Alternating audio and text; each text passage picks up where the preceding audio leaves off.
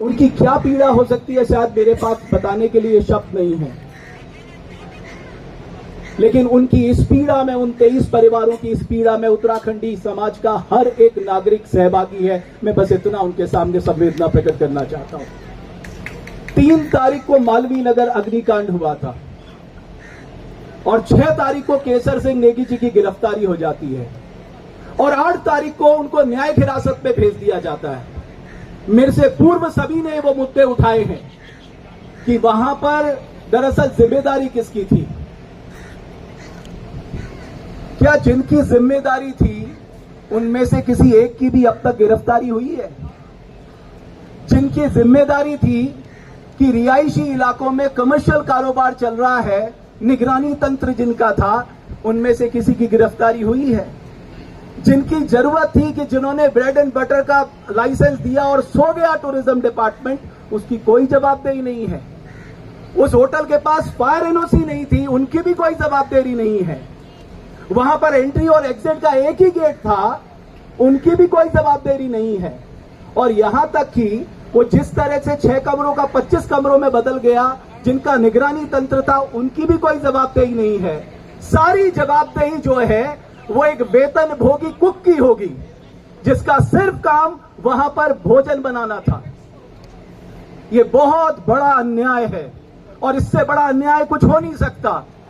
और आज ये अन्याय, मैं सच बताऊं आपको, अगर आप समाज खड़ा नहीं होता तो हो सकता है तैयारी पूरी थी कि केसर सिंह नेगी जी को इस पूरे घटनाक्रम के लिए बलि का बकरा बना दिया जाए।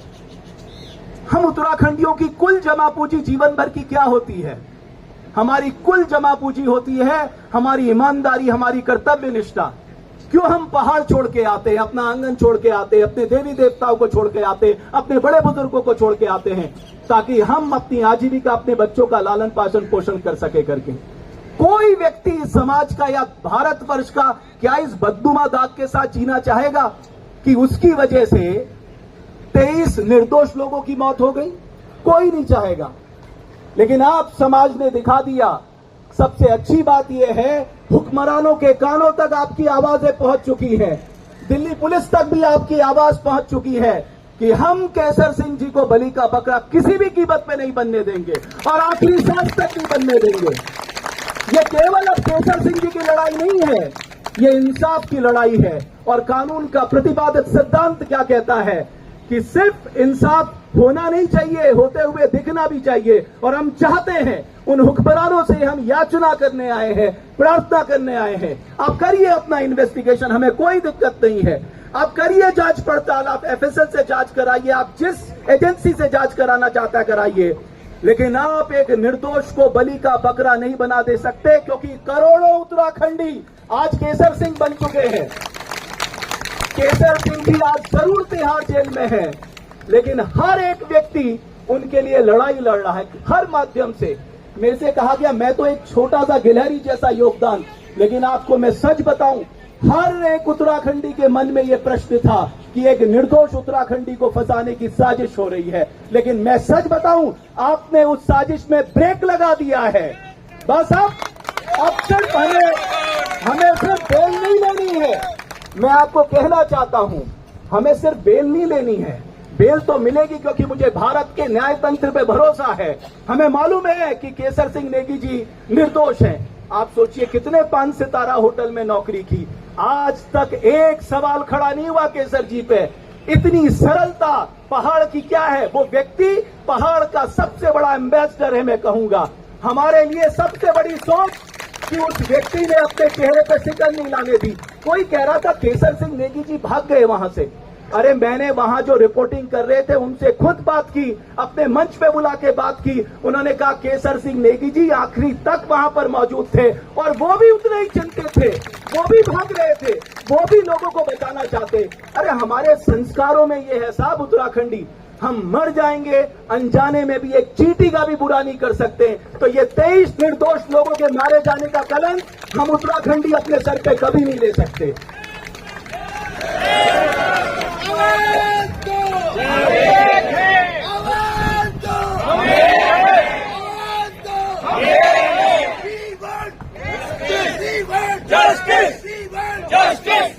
Justice! एक और बात मैं बहुत संक्षेप में कहना चाहूंगा, कई महानुभाव यहां आए हुए हैं। आज ये आशुतोष भाई आए हुए हैं, देखो इन्होंने उस बिटिया के लिए जो लड़ाई लड़ी वो कोई भूल नहीं सकता। ये पहले व्यक्ति थे। कोई ना कोई व्यक्ति इस समाज से निकल कर आता है। क्यों? क्योंकि हम अपने समाज को बेइंतहा प्यार करते हैं। मैं आपकी तरह अपने उत्तराखंड को, अपने गांव को, अपने उत्तराखंडियों को बेइंतहा प्यार करता हूं और सोचता हूं कि उनके जीवन में अगर मेरी वजह से कोई छोटा सा भी बदलाव आ जाए, मैं पीछे नहीं हटूंगा। इसलिए हमने ये संकल्प लिया है, आखिरी लड़ाई तक हम केसर सिंह का साथ देंगे। बिट्टू भाई, मैं आपका बहुत धन्यवाद करूंगा। अच्छा, क्या है, हमारी भी जमा पूंजी बिट्टू भाई है। कुछ भी दिक्कत होती है बिट्टू भाई ये करना है। अब इन्होंने सारी व्यवस्था खुद की, क्योंकि हम तो नौकरी करते हैं, हमें कहां से इतना समय मिल पाएगा। सारी व्यवस्था। एक और व्यक्ति जो भरत रावत जी है, मुझे नहीं मालूम यहां पर है या नहीं है, उन्होंने, मैं सच बताऊं, जो योगदान दिया है इस पूरे में आपको बता नहीं सकता। उन्होंने कैसे कैसे मेहनत की है, कैसे कैसे उन्होंने केसर सिंह जी से मुलाकात करके उनको भरोसा दिलाया, आप लोगों का मैसेज दिलवाया। आप सब केसर सिंह जी के साथ हैं। मैं बस आखिरी में इतना ही कहना चाहूंगा, आज हमारे लिए बेहद दुख का दिन भी है। हमारे जसपाल राणा जी हमारे बीच नहीं रहे। उनका जाना हमारे लिए एक बहुत बड़ा नुकसान है।